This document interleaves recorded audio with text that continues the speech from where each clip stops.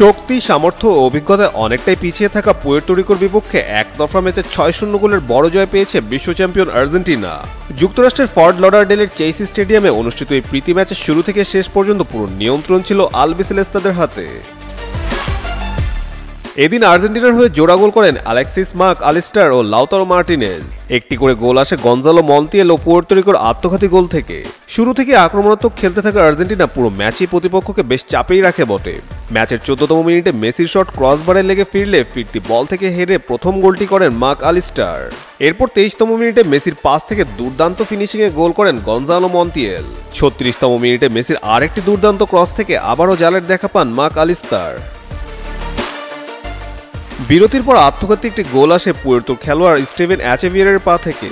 এরপর ৭৯ ও ৮৩ মিনিটে মেসির তৈরি করে দেওয়া দুটি সুযোগ কাজে লাগিয়ে জোড়া গোল করেন লাউতারো মার্টিনেজ। ৬টি গোলের মধ্যে ৫টিতেই সরাসরি ভূমিকা ছিল অধিনায়ক লিও মেসির, যদিও তিনি নিজে গোল পাননি।